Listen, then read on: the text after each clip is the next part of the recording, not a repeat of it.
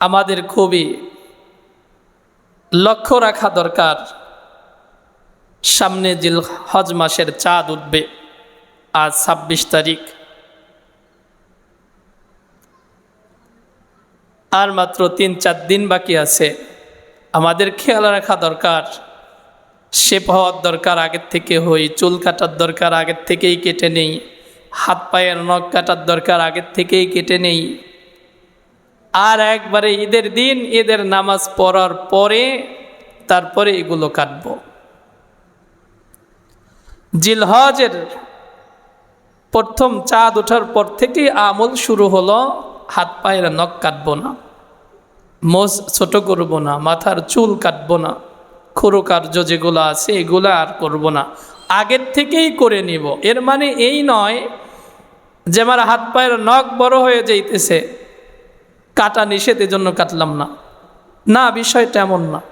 তুমি এখন কেটে যদি তোমার সবই উদ্দেশ্য থাকে, এখন পরিষ্কার হয়ে নাও।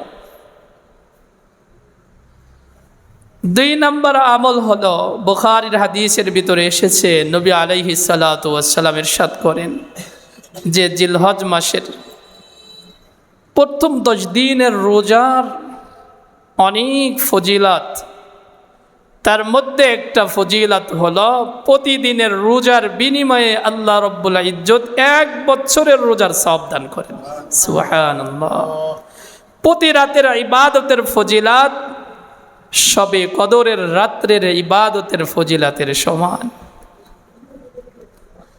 আরাফার দিনের 9 তারিখের রোজার ব্যাপারে নবীজি বলেন, যে ব্যক্তি 9 তারিখের রোজা রাখবে, আল্লাহ তাআলা তার পিছনে 1 বছর এবং সামনের 1 বছর, 2 বছরের রোজার ফজিলত দান করবেন।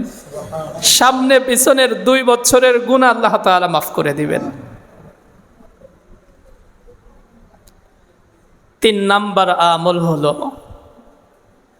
তাকবীরে তাশরীক বলতে থাকা। কি বলতে থাকা? তাকবীরে তাশরীক বলতে থাকা। লা আল্লাহু আকবার, আল্লাহু আকবার, লা ইলাহা ইল্লাল্লাহু, আল্লাহু আকবার, আল্লাহু আকবার, ওয়ালিল্লাহিল হামদ। এই তাকবীরগুলো বলতে থাকা 9 তারিখ ফজর থেকে নিয়ে শুরু করে 13 তারিখ আসর পর্যন্ত এই তাকবীরগুলো বলতে থাকা। মিডিয়াম আওয়াজে, আসতে না, আওয়াজ করে করে তাকবীরগুলো বলতে থাকা, এটা ইসলামের একটা শিয়ার। এর মাধ্যমে আল্লাহ যে একত্ববাদের, তাওহীদের প্রকাশ রয়েছে এই তাকবীরে তাশরীকের মধ্যে। নারী পুরুষ উভয়েই এই তাকবীর বলবে। প্রতি উক্ত নামাজের পরে কমপক্ষে একবার বলা এই উম্মতের জন্য ওয়াজিব, তাকবীরে তাশরীক বলা। 4 নম্বর ইবাদত হলো